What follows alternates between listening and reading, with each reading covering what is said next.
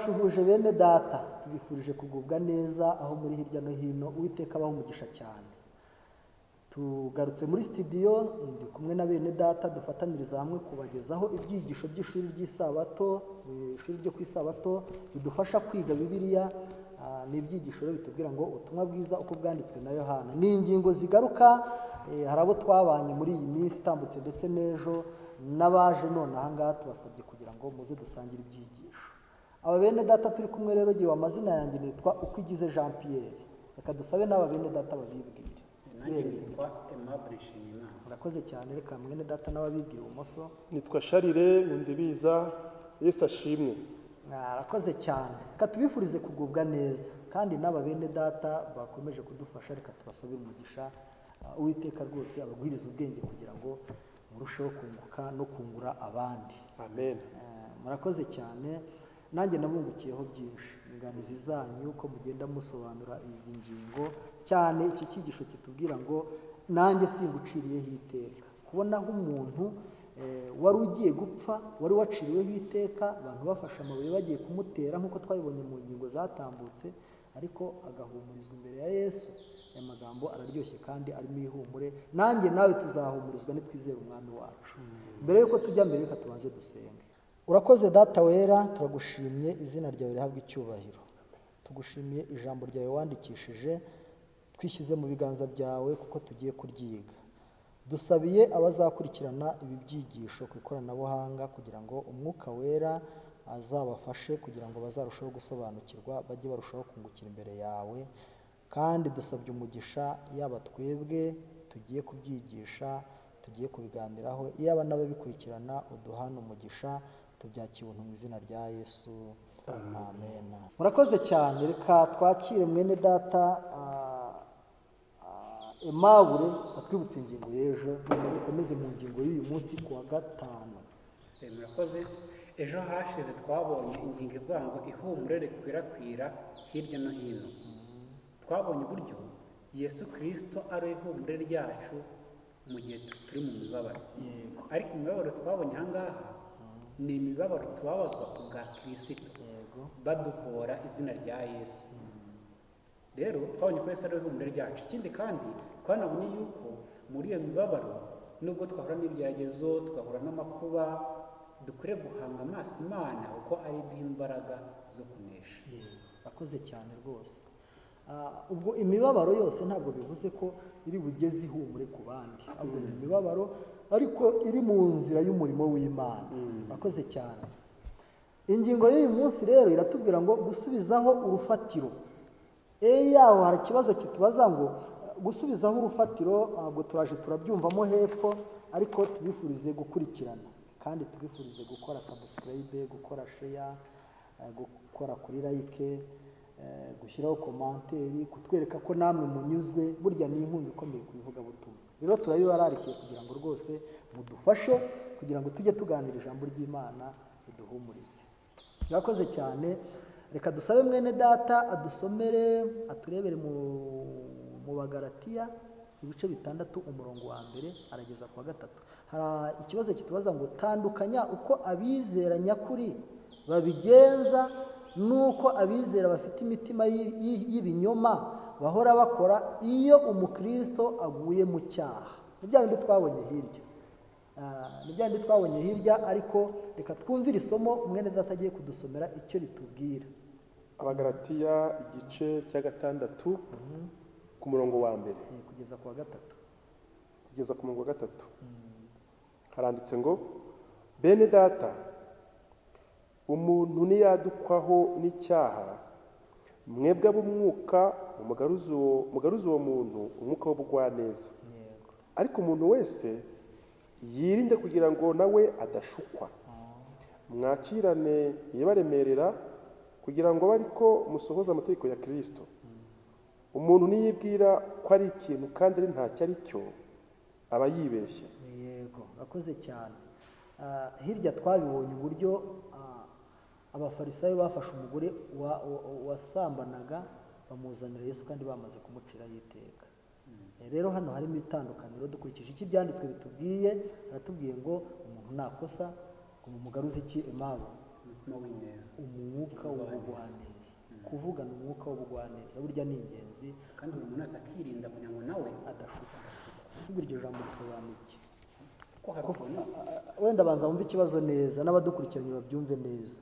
Umuntu nakosa ukamusanga mu makosa, umugaruza umwuka, ubugwaneza ariko ngo wirinde nawe kugira ngo utagenza ute, udashuka. Umwuka w'ubugwaneza wo urumvikana, kumubwira ni impuhwe, kumubwira ariko gushuka ubwo byo ushatse kuvuga iki?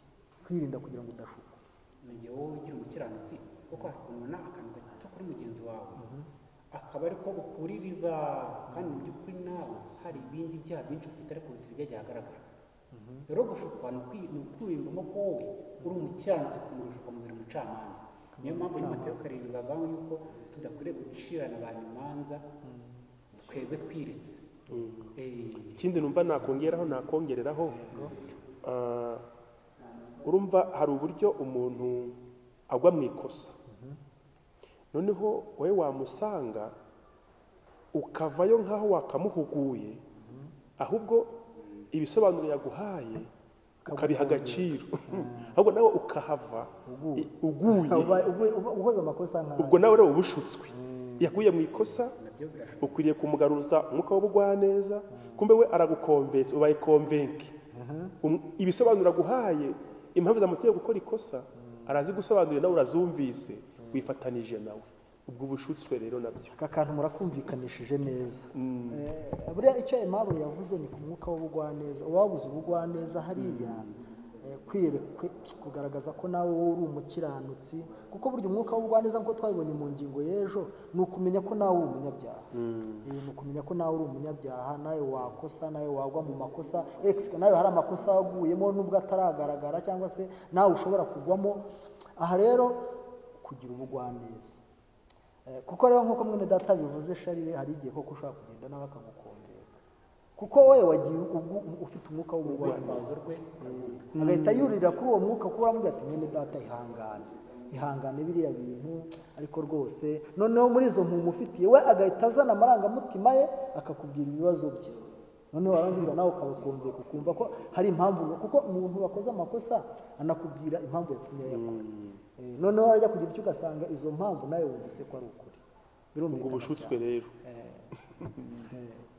gusubizaho urufatiro, ariko gusubizaho urufatiro nabyo ni ibintu bimeze nka wa murimo twize ejo, biragoye. Reka dusabe mwene data adusomere isubi ibihamya by'itorero umuzingo wa 6 ku ipaji 398, dusomere uhereye hejuru kugira ngo twumve uburyo gusubizaho urufatiro nabyo ari umurimo utoroshye. jya uzirikana ko umurimo wo gusubizaho urufatiro ugomba kuba umutwaro wacu. uyu murimo ntugomba gukorwa mu buryo burangwamo ubwibone, ubwirasi no gushaka gutegeka abandi. ntukavuge mu buryo bwawe uti mfite imbaraga nzazikoresha maze usuke ibirego ku bakoze amakosa. jya ugarura uwahabye, umugaruze umwuka w'ubugwaneza, ariko umuntu wese yirinde kugira ngo nawe adashukwa. umurimo twashyizwe imbere wo gukorera bagenzi bacu si uwo kubashyira ku ruhande, si uwo kubashyira mu bicantege cyangwa kubatera kwiheba tubavuga duti mwaransuzuguye none sinzongera kugerageza kubafasha.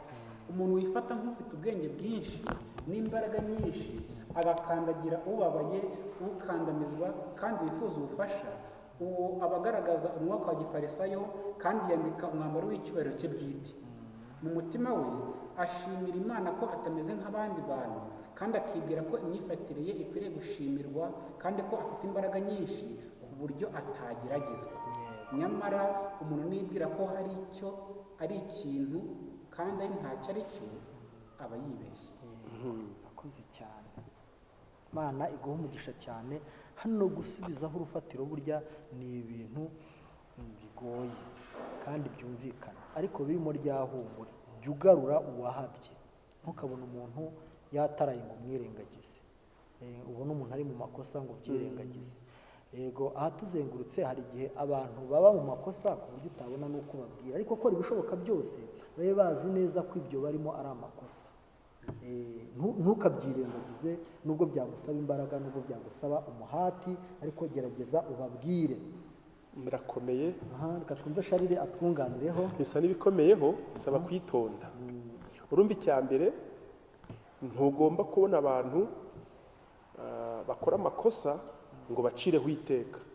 Icyo si icya mbere, ntubacireho iteka kuko nawe uri umunyabyaha, nubwo wowe biriya bakora bitarakugaragaraho nk'uko twabyize mu ngingo zabanje, ariko nawe hari ibindi ushobora kuba ufite ndetse byarusha ububi biriya wabonye. Icyo ni icya mbere. Ariko nanone ntukwiriye kubareka, ko handitse ngo umuntu ubona abandi bari kuzimira akabatera umugongo akabareka ntababurire,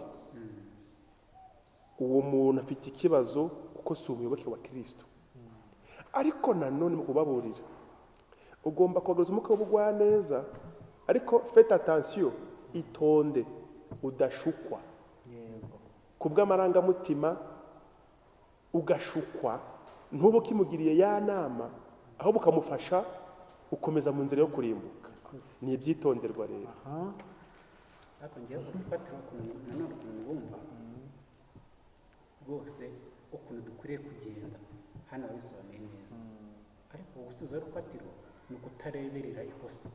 Ubu hari ikosa rigiye ribaho, umuntu agakora ibidakwiriye ari mwene so mu kwizera, warangiza ukabirebera ukamwihorera ngo kugira ngo utamurakaza utiteranya ubundi kugira ngo uze mujyane mu mubano mwiza. Ariko hano bavuze ngo umuntu wengeze icyo kintu mwifuzwa byose, bavuze yuko uwo atari umuyoboke wa Kristo. Ngo ukwiriye kugerageza gushakisha uburyo wamugaruza umwuka w'ubugwaneza, ntumwihorere ngo uterere iyo, ariko none ukuntu ugenda ukagenda nk'uko ijambo ry'Imana ribivuga. Urakoze cyane. Iyi ngingo iri kumvikana, reka tunayisoze, ariko tugerageze kumvikanisha iki kintu. Si byiza kujora abandi mu makosa yabo, ni kimwe, ariko nanone si na byiza kubarekera mu makosa yabo. Muterere iyo nicyo cyitwa gushyiraho urufatiro. Rero murakoze cyane, Imana ibaha umugisha. Reka mbahe umunota umwe kugira ngo mwunganire umuntu ako yumva yaba asizeyo akavugeho, maze dusoze iyi ngingo. Reka duhere hano kwa mwene data Sharire. Murakoze cyane. Twifashishije iyi nyandiko twakunze kwifashisha, handitse ngo urukundo rwa Gikristo ntirwihutira gucira abandi iteka, rwihutira kwihana no kubabarira, rugakomeza abandi, rukagarura uwabaye impabe mu nzira y'ubutungane no kuyimukomerezamo. Nk'uko twabigarutseho, iyi ni procedure, ni process, ni intambwe. Umuntu ari kuva mu nzira, ari gutandukira, cyangwa se ntiyanayigeze, ni umunyabyaha uko bivugwa. Dufite inshingano twebwe zo kumugaruza umwuka w'ubugwaneza, ntitumurebere, tukamusanga tukamufasha, ariko tukanirinda kugira ngo natwe tudashukwa. Ni inshingano zacu rero, kandi Imana izabiduha kuko ari wo murimo waduhamagariye. Urakoze cyane. Reka twumve Aimable niba nawe hari ikindi yongeraho. Nanjye ndashimangira icyo Sharire yavuze. Mbese ubu rukundo rwa Kristo rukora ibyo turarufite? Ni ikibazo buri wese akwiriye kwibaza, kuko udafite urukundo rwa Kristo ubu buryo bwose tumaze kubona bwo gusubiza urufatiro ntabwo wabushobora. Reka dusabe Imana kugira ngo urwo rukundo rwa Gikristo nyakuri, rwa rundi rwera imbuto, rufite indangagaciro ziruranga ziboneka mu Bakorinto, Uwiteka Imana dushoboze kandi natwe tubigiremo uruhare kugira ngo rube muri twebwe. Urakoze cyane. Rero reka tubashimire uburyo mugerageza kudufasha mu byigisho, kandi uburyo mwakomeje kubyitangira kugira ngo mubyumvikanishe. Uwiteka abaho umugisha cyane. Ni icyigisho kitubwira ngo nanjye singuciriyeho iteka. Dushoje rero tubona uburyo dukwiriye kuba abantu batajora abandi mu makosa yabo, ariko kandi nanone batarekera amakosa abandi. Kugira ngo tubishobore ni uko tugomba kugira urukundo rwa Yesu. Rero reka dushimire bene data badufashije gusobanura ibi byigisho. Mwene data Aimable, Uwiteka aguhe umugisha cyane. Mwene data Sharire, nawe Uwiteka kubwiriza impano kandi arinde n'imiryango yanyu. Uwiteka abaho umugisha cyane. Reka dushimire n'abadukurikiranye. Uwiteka abaho umugisha, kandi dukomeze gusaba Imana kugira ngo Uwiteka arusheho kudufasha, Yesu abe mu mitima yacu, tumwakire nk'umwami n'umukiza kugira ngo adushoboze guhumuriza abandi. Imana ibahe umugisha cyane, ibyigisho byacu nakagaruka, Uwiteka abahire cyane. amen.